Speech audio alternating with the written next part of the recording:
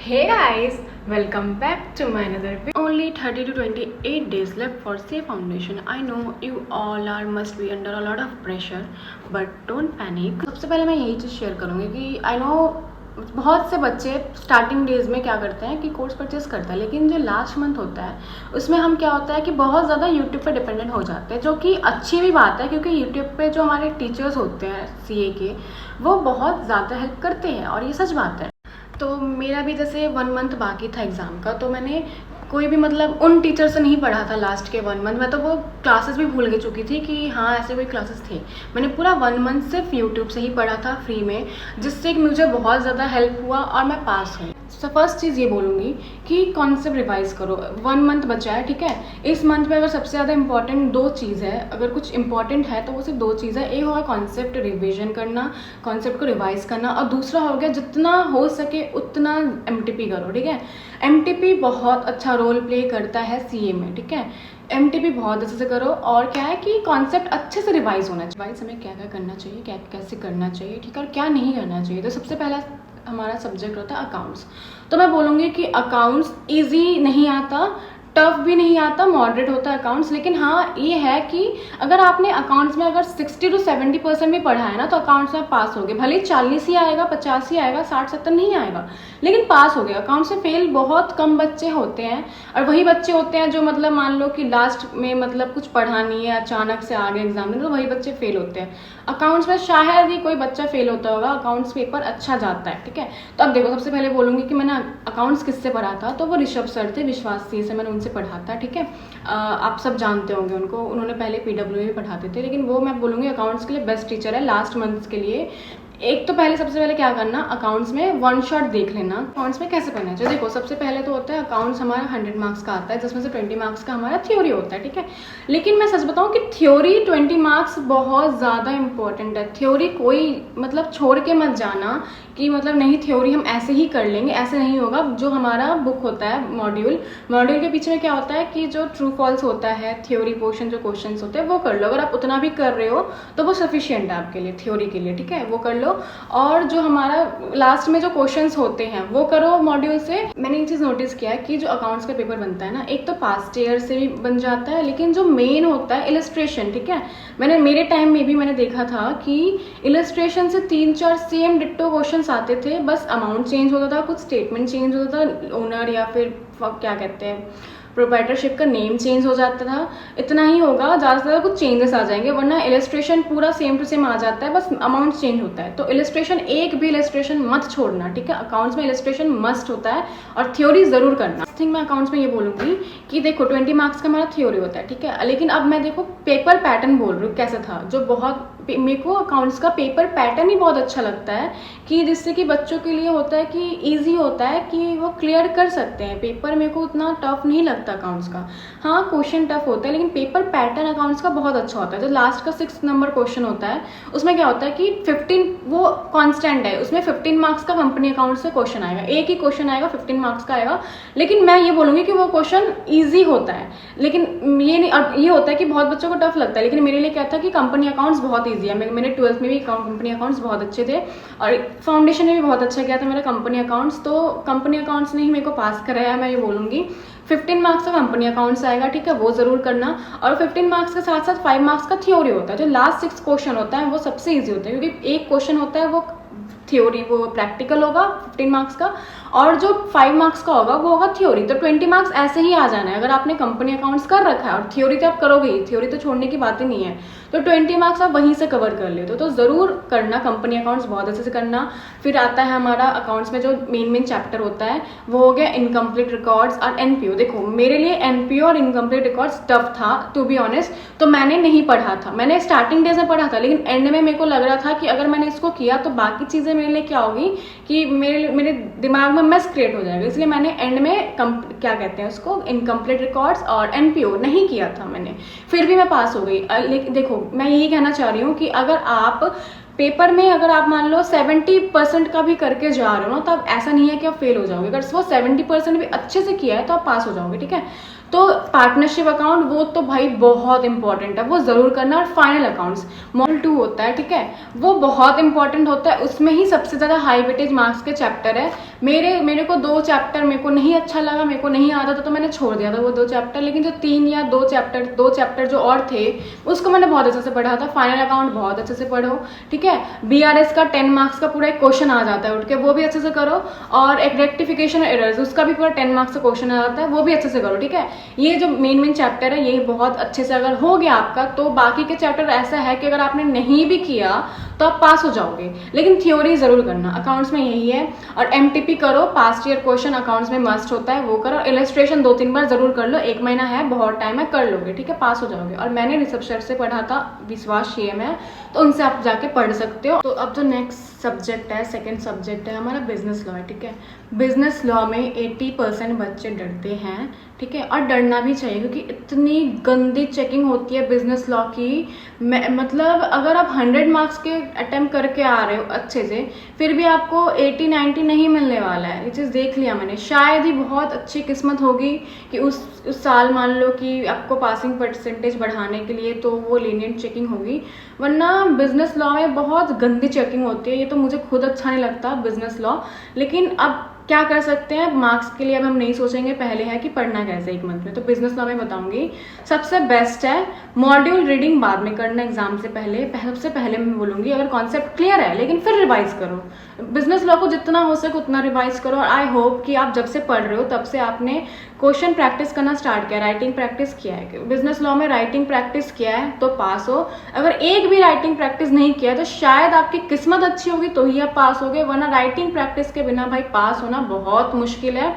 Marks ही नहीं देते भाई, कितना भी अच्छा लिख के आओ मार्क्स नहीं देंगे। मैंने भी कितना अच्छा पेपर किया था, स्टिल जो मेरे मार्क्स थे मैं सेटिस्फाई नहीं थी, क्योंकि मैंने पेपर बहुत अच्छा किया था। मैंने मतलब 3-4-5 शीट अलग से लिए थे, और ये नहीं कि शीट भरा था, क्वेश्चन भी अटेम्प्ट किया था, स्टिल मेरे अच्छे मार्क्स नहीं थे बिजनेस लॉ में, लेकिन पास थी मैं।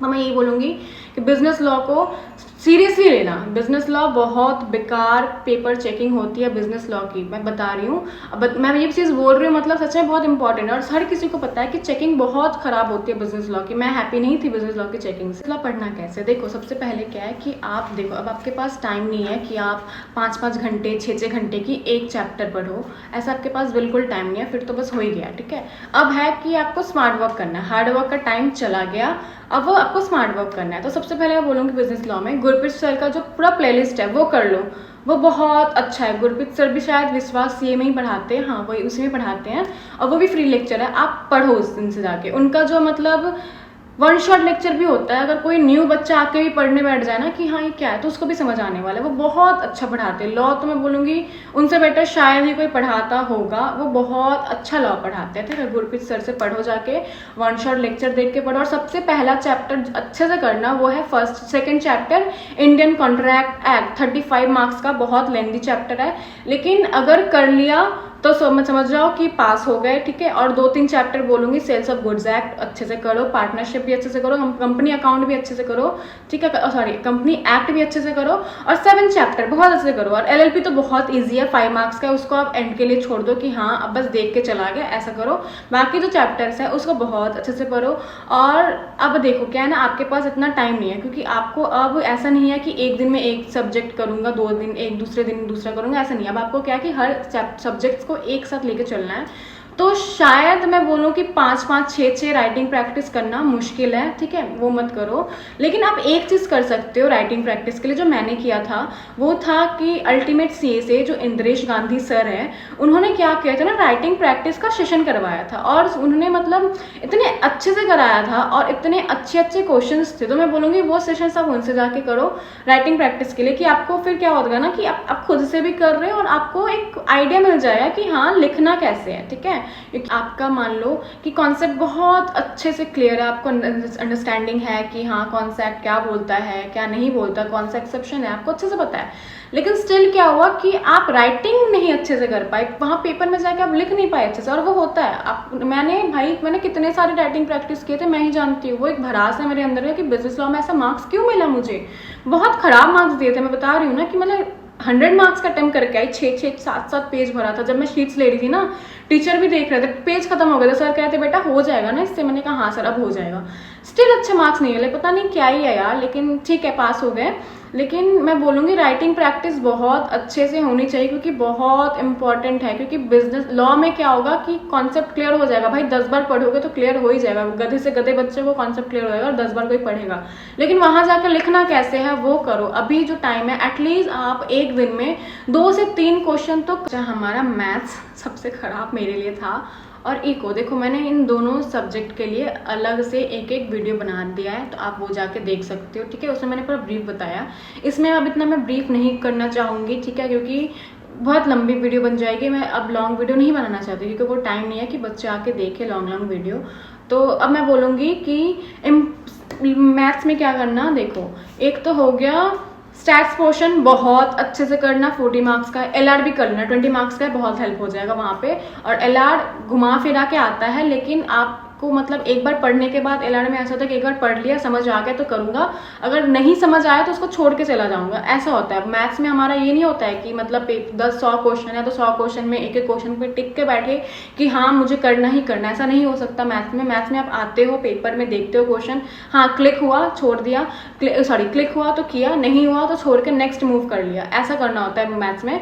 तो मैथ्स में एलआर भी बहुत अच्छे से करो, क्योंकि एलआर हो जाने वाला है वहाँ पे। अगर 20 मार्क्स का एलआर है तो 15 क्वेश्चन एलआर के आप कर ही लोगे, ऐसे क्वेश्चन आते हैं, ठीक है। मॉडरेट भी होता है, हार्ड भी होता है, मैथ्स पूरा मिक्सअप होता है मॉडरेट इजी हार्ड का, ठीक है।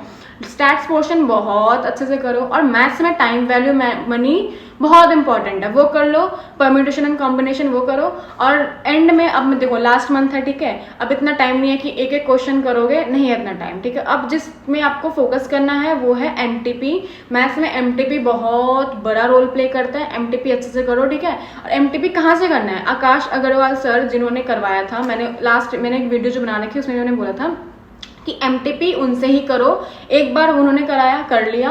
और ये नहीं है कि 4-4-5 पर एमटीपी करो, ऐसा नहीं है, 2-3 भी करोगे तो चल जाएगा, क्योंकि ऑलमोस्ट सेम हो जाता है कहीं ना कहीं, ठीक है। और एमटीपी में जो न्यू क्वेश्चन होता है वो देख के जरूर करके आना। तो मैथ्स का हो गया, ये कुछ इंपॉर्टेंट चैप्टर्स थे। Subject I know easy subject है, मेरे लिए तो बहुत ईजी था, ठीक है। लेकिन अब मैं बोलूँगी कि मैं इको को हल्के में नहीं लेना, इको फंसा भी सकता है, आपको निकाल भी सकता है। तो इको को ये सोचना मत कि भाई इको है 11-12 में पढ़ के आया हूँ तो मतलब नहीं भी पढ़ूंगा तो चलेगा। आपको लास्ट मंथ में इसको भी सेम की सेम मतलब वो वैल्यू देना है लास्ट मंथ में भी, जैसे आप बाकी को दे रहे हो। अगर इसका वैल्यू नहीं दोगे तो फिर वो बता देगा आपको वहां जाके कि भाई आपने गलती की है।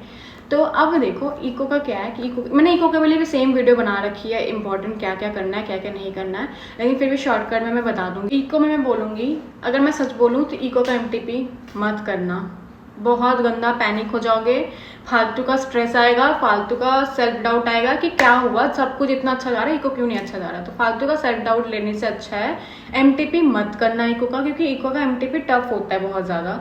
मे बी शायद ये मेरा थॉट है, लेकिन मैं जानती हूँ इको का एमटीपी बहुत टफ होता है। पेपर जैसा पेपर आता है एग्जाम हॉल में वैसा नहीं होता, ठीक है। इको में सबसे अच्छी चीज़ मैं बोलूँगी मैंने जो किया था, ठीक है, वो था अल्टीमेट सीए में एमवी सर, ठीक है। उन्होंने भाई उन सर ने इतना अच्छा पढ़ाया था। देखो सबसे पहले होगा कि आप क्या करो कि अगर आपको इको क्या होगा, इको का मॉड्यूल का ना आपको शायद लैंग्वेज उतना नहीं समझ आएगा, ठीक है, लेकिन मेरे ख्याल से आई होप कि आप पढ़ के आए हो, ठीक है, तो उस हिसाब से आपको आना चाहिए। तो सबसे पहले मैं बोलूँगी कि बुक खोल लो और वन शॉट लेक्चर चला लो सर का, ठीक है, आपके लिए वो सबसे इंपॉर्टेंट रोल प्ले करेगा, ठीक है। एक वन शॉट भी चल रहा है, आपका रिविजन भी हो रहा है, ठीक है। और जैसे वन शॉट लेक्चर आपने एक चैप्टर वाइज का कर लिया, अब उसके बाद क्या करना, सर ने क्या किया था चैप्टर वाइज ही आपका क्या किया था कि इंपॉर्टेंट क्वेश्चंस सॉल्व करवाए थे, जिसमें कि एमटीपी के भी इंपॉर्टेंट क्वेश्चंस थे और पास्ट ईयर के भी क्वेश्चंस थे। तो वो मैं बोलूँगी बहुत इम्पॉर्टेंट है। और इको में मैं बोलूँ लास्ट चैप्टर इंडियन इकोनॉमी, उसके जो वो थे उसके डेट्स कुछ याद कर लो और जो स्कीम थे वो याद कर लो, वो तो भर भर के आता है पेपर में, 10 मार्क्स का है तो वहीं से सब कुछ आ जाता है। नेशनल इनकम भी अच्छे से करो और कुछ चैप्टर है आपको भी पता है कि इंपॉर्टेंट है, वो भी आप कर लो, ठीक है। लेकिन इको का एमटीपी मैं बोलूँगी अगर कर रहे हो तो ये सोच के करो कि अगर इसमें मैं फेल हो रहा हूँ डजेंट मैटर, मैं पास हो जाऊँगा, क्योंकि इको का एमटीपी टफ बहुत आता है और पेपर उस हिसाब से ठीक रहता है। अब किस्मत होगी कि अगर बहुत ज़्यादा ख़राब किस्मत होगी तो इको का पेपर खराब आएगा, टफ आएगा। आई होप आपको मेरी वीडियो अच्छी लगी, और नहीं भी लगी तो भी लाइक कर दो, क्या जा रहा है। हाँ, तो मैंने बता दिया कि कौन से सर से मैंने पढ़ा था। अगर स्टिल आपको कोई डाउट हो, कुछ क्वेश्चन हो, किन से पढ़ा था, आपको कुछ मतलब लिंक चाहिए, तो आप कमेंट करना, मैं आपको कमेंट का रिप्लाई दे दूंगी। बाकी बहुत अच्छे से पढ़ो, पास हो जाओ, और पैनिक मत करो, स्ट्रेस मत लो, पास हो जाओगे। जब इतना मेहनत किया है तो पास हो ही जाओगे। नहीं भी हुए तो क्या ही हो जाना, एक अटेम्प्ट लग जाना है। तो मेंटली ये प्रिपेयर होके चलो कि अगर बाई चांस अगर अटेम्प्ट लग गया, कोई बात नहीं, फिर कर लेंगे, इसमें क्या है, उम्र बीत तो रही है, बहुत टाइम है। तो पॉजिटिवली लो हर चीज़। तो बस, अगर वीडियो अच्छी लगी तो लाइक कर देना, सब्सक्राइब कर देना, शेयर भी कर देना, और बस बाय।